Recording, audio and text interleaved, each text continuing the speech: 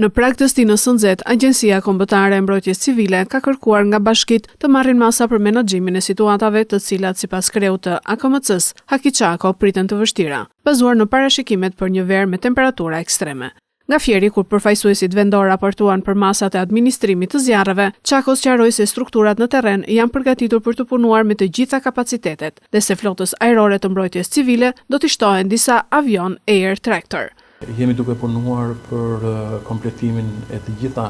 stacioneve dhe drejtorive të mbrojtjes nga zjarri dhe shpëtimit dhe të strukturave të tjera që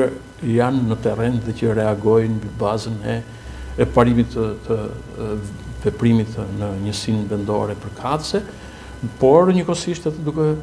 forcuar dhe kapacitetet e tjera në nivel kombëtar, qoftë ato të forcave dhe të strukturave operacionale qendrore, sikurse janë forcat e armatosura, policia e shtetit, apo shërbimi mbrojtjes nga zjarri dhe shpëtimi e urgjenca mjekësore vullnetarët, por edhe nëpërmjet ajrit, ku jemi duke finalizuar përfundimisht ose nuk ka dëshmëri pothuajse për blerjen përfundimtare të avionëve, të cilët do të mbështesin flotën tonë ajrore, e cila disponohet tashmë qoftë me helikopterët Cougar apo dhe me Black Hawk, por kjo jo domosdoshmërisht do duhet t'i bëjë njerëzit të presin vetëm nga ajri, pasi menaxhimi dhe parandalimi i efekteve të zjarreve është shumë e rëndësishme të bëhet nga toka me të gjitha kapacitetet që lidhen me njësitë e pushtetit vendor.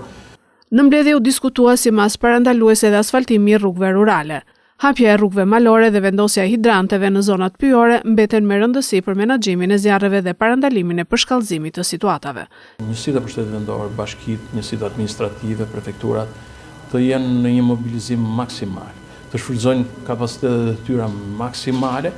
qoftë për të krijuar hapësira apo korridore në zonat pyjore, të cilat janë të rrezikuara nga zjarret, apo dhe për të